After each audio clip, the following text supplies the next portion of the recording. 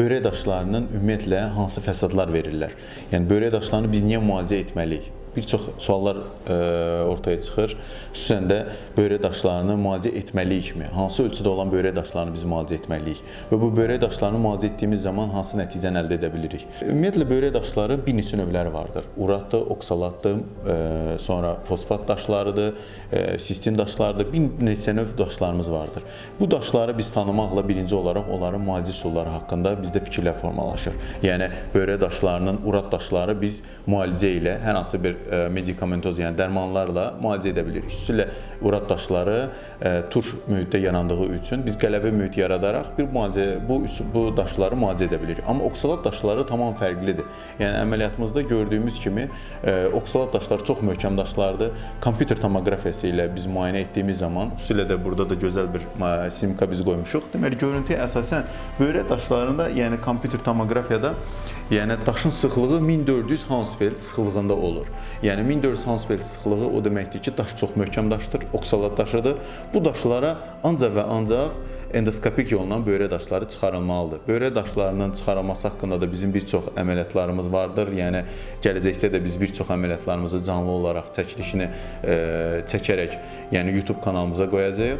Endoskopik yolla çıxarılmasında da bir neçə üsullar artıq meydana çıxıb. Bir təbii yoldan qalxaraq börək daşının çıxarılması, digər üsulu da börəyə dəliklə daxil olaraq, iynə ilə daxil oluruq və mərcənvari daşları endoskopik yolla çıxardırıq. İstənilən ölçüdə və istənilən möhkəmlikdə olan daşları bu üsullarla biz çıxarda bilirik. Əməliyyat müddəti 1 saatı demək olar ki, keçmir. Yəni xəstələrimiz çox rahat bu üsulu keçirmiş olurlar.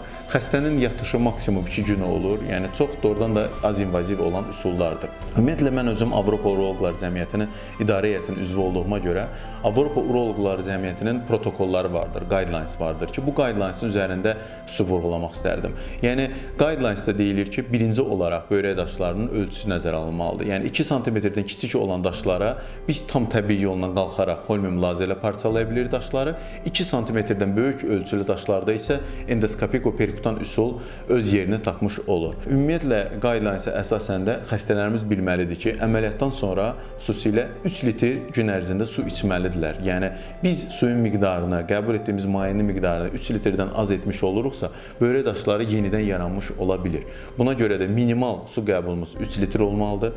Sonra sitratlarla zəngin olan qidalar qəbul olunmalıdır. Yəni biz xüsusi diqqət etməliyik. Mən verilişlərin bir çoxlarında qeyd edirəm, portağal suyun tərkibində sitratlar zəngindir. Bəzən deyirlər ki, portağal suyu olmaz, belə bir fikirlər söylənilir və s. Portağal suyun tərkibində bəli, vitamin C vardır ki, bu vitamin C sidik yolları ilə oksalat daşları şəklində, oksalat duzları şəklində xarici olur.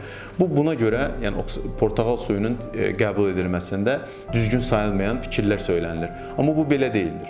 Yəni Avropa Uroloqlar Cəmiyyətinin bu yaxınlarda mən toplantısında idim. Açığı biz hər il bir neçə toplantılarımız olur. Oranın idarə heyətinin üzvü olduğum üçün bu toplantılarda özüm də aktiv iştirak edirəm və burada da birmənalı olaraq guidelines'da, yəni protokolda dietada portağal suyunun içilməsi məsləhət görülür. Xüsusilə də portağal suyu sitratlarla zəngindir. Börək daşlarının müalicəsində istifadə olunan dərmanlarımızın hansının tərkib hissəsinə baxsanız, orada kaliy sitrat, natri sitrat, yəni sitratların üzərində fokuslanmışdır. Unutmaq lazım deyil, gün ərzində 3 litr suyumuzu içməliyik, portağal suyundan istifadə etməliyik və bir də qida qəbullarına xüsusi diqqət etməliyik. Yəni qida qəbulları dediyimiz zaman biz burada paxladır, lobyadır, ət məhsullardır, zülallarla zəngin olan qidalardır, duzlu yeməklərdir, kofedir, şokoladdır. Yəni bu tip qidalar tam olaraq məhdudlaşdırılmalıdır.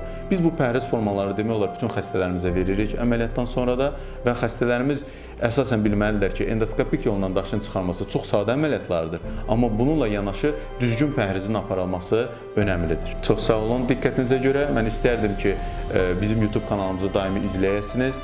Xüsusilə də biz burada daimi yeniləyəcəyik. Yəni bütün yeniliklərlə sizi tanış edəcəyik. Avropa Uroloqlar Cəmiyyətinin protokolları ilə tanış edəcəyik. O cümlədən müasir əməliyyatlarımızı tam olaraq çəkilişini canlı çəkib, yəni YouTube kanalımıza qoyacağıq. Təşəkkürlər.